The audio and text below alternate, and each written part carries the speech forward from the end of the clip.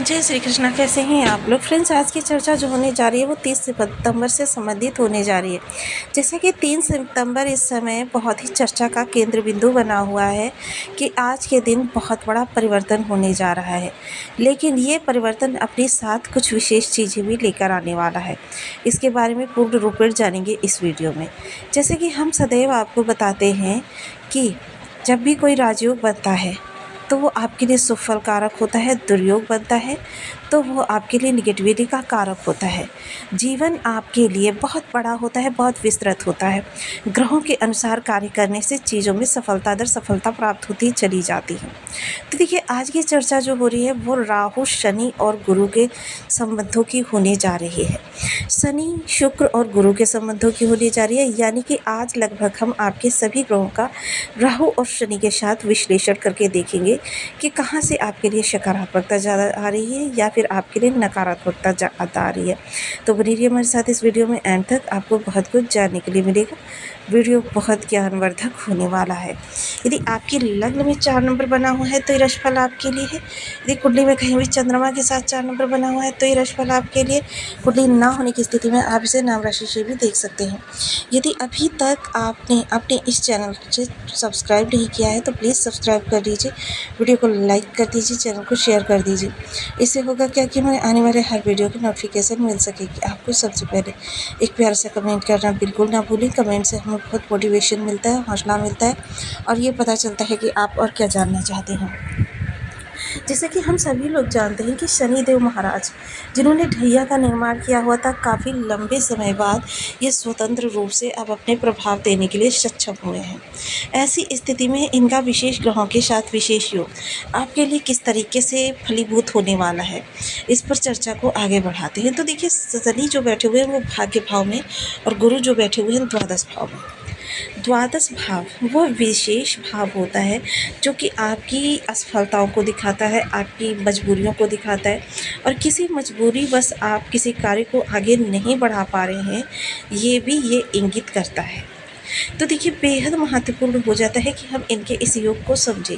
भाग्य में बैठा हुआ ग्रह और द्वादश भाव, और अगर हम देखें तो द्वादश का चतुर्थ जो होता है, यानी चतुर्थ भाव जो होता है वो शुभ का होता है। अगर शनि के सुख को देखें तो वो भी गुरु के पास है। तो ये बेहद ही शुभ स्थिति बनने जा रही है शनि और गुरु की, क्योंकि केंद्र योग बनाए हुए हैं जिसे कि लाभ संबंध भी कहते हैं। तो इस केंद्र योग का आपको किस तरीके से प्रभाव प्राप्त होने वाला है। देखिए, इस समय पर गुरु का प्रभाव शनि पर होगा, शनि का प्रभाव गुरु पर होगा। अब जैसे कि देखिए, अगर भाग्य भाव के लिए हम जानें तो शनि यहाँ पर ना तो कारक होते हैं, ना दिग्बली होते हैं, ना अति विशिष्टकारी होते हैं, किंतु गुरु का यहाँ पर कारकत्व होता है। और 9 नंबर का ये घर होता है, 9 नंबर की राशि के स्वामी भी गुरुदेव होते हैं। तो इनका दोनों का एक दूसरे के साथ केंद्र संबंध ये बहुत ही विशेष होता है।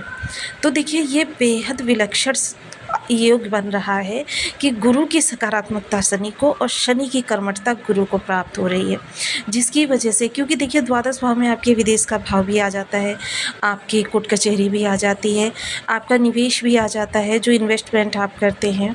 इसके अतिरिक्त आपकी शैया, नींदें और आपकी जो भी चीज़ें होती हैं वो आ जाती हैं, जहाँ पर कि कर्म अति आवश्यक होता है, क्योंकि इन सब चीज़ों के लिए अगर आप कर्म करेंगे नहीं तो आपको लाभ किस तरीके से प्राप्त होगा।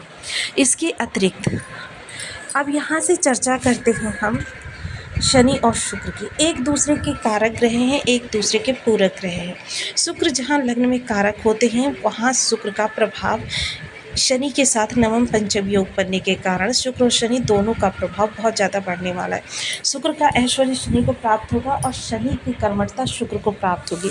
इस समय आप बेहद प्रतिभावान विलक्षण व्यक्तित्व के स्वामी होने वाले हैं। इस दौरान आपके अंदर देखिए आकर्षण के साथ साथ मंत्र मोहनी शक्ति के साथ साथ एक चीज़ और देखी जाएगी, आपके व्यक्तित्व की कुछ विलक्षणता, यानी कि इस दौरान आपका व्यक्तित्व कुछ ऐसा होने वाला है कि आपके सभी कार्य निर्विघ्न बनते चले जाएंगे।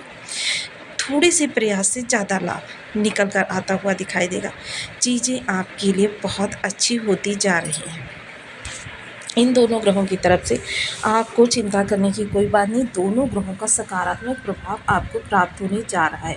वहीं अगर चर्चा करें राहु गुरु के नवम पंचम योग की, तो नवम पंचम योग देखिए सदैव ही एक दूसरे के लिए लाभ की स्थितियों को बढ़ाता है। यहाँ पर राहु गुरु का नवम पंचम योग जब बनेगा तो मेरा सदैव से यही मानना रहा है कि अगर हम एक सिक्का लेते हैं, उसके दोनों तरफ देखते हैं, तो एक तरफ हमें राहु प्राप्त होते हैं, एक तरफ गुरु प्राप्त होते हैं। तो यह एक ऐसा योग बना हुआ है जिसकी वजह से, और दोनों देखिए एक दूसरे से विपरीत स्वभाव वाले ग्रह हैं। जहाँ गुरु को नीति न्याय प्राप्त प्रिय होता है, वहीं राहु को बस कार्य बनना चाहिए, किसी भी तरीके से बने, यानी कि रास्ता कौन सा अपनाएंगे उससे हमें मतलब नहीं है, बल्कि हमारे कार्य बनने चाहिए, हमें वही रास्ता अपनाना है। किसी के साथ छल करना पड़े, किसी के साथ प्रपंच करना पड़े, अनीति करनी पड़े, या किसी के हक का ही हनन क्यों ना करना पड़े, इस समय पर राहु आपको इन चीज़ों के लिए काफ़ी ज़्यादा प्रोत्साहित करते हुए दिखाई देंगे। आपके सामने कुछ शॉर्टकट के द्वार भी खोल देंगे, जिसकी वजह से क्या होगा कि आप शॉर्टकट की ओर प्रेरित हो जाएंगे। आपको सब ऐसे समझाने वाले बहुत मिल जाएंगे कि अभी देखिए किस दिशा में आप प्रयास कर रहे हैं। ये नहीं कहेंगे किसी का हक अनीति से नहीं हमें लेना चाहिए। तो ये सारी चीज़ें जो होती हैं बहुत ही विशेष होती हैं। और ये नवम पंचम योग इस समय पर आपको लाभ के, क्योंकि देखिए गुरु जहाँ पर बैठे हुए वो विदेश का भी भाव है और राहु विदेश के कारक होते हैं। राहु कोर्ट कचहरी के कारक होते हैं और गुरु जहाँ पर बैठे हुए हैं वहाँ पर कोर्ट कचहरी, यानी बुद्धिमत्ता और मैनिपुलेटिंग पावर दोनों एक समय पर आपके आसपास रहने वाली हैं, जिसकी वजह से चीज़ें आपके लिए बहुत बड़ी से बड़ी, यानी कि जितनी आपने कल्पना की है उससे 4 गुना बड़ी चीज़ें आपको प्राप्त होती हुई दिखाई देंगी। तो यह एक बहुत ही सुंदर संयोग बन रहा है जब आपके लिए इन ग्रहों का विशेष योग निकल कर आने जा रहा है। अब साथ ही साथ कुछ चर्चा कर लेते हैं कुछ विशेष उपाय की, क्योंकि उपायों से हमारे ग्रहों को बल प्राप्त होता है और बलों के आधार पर वो जल्दी अपने प्रभाव देने लगते हैं। तो जैसे कि हम सभी लोग जानते हैं कि हमारा हाथ जो होता है इसमें पूरा हमारा भविष्य होता है, भूत होता है, वर्तमान होता है। और जब किसी ज्योतिषी को या किसी ऐसे को जो हमारे हस्तरेखाओं को पढ़ सके, हम अपने हाथ दिखाते हैं, तो क्या होता है कि वो हमारे समस्त जीवन की, कहते हैं ना, पुस्तक खोल के रख देता है।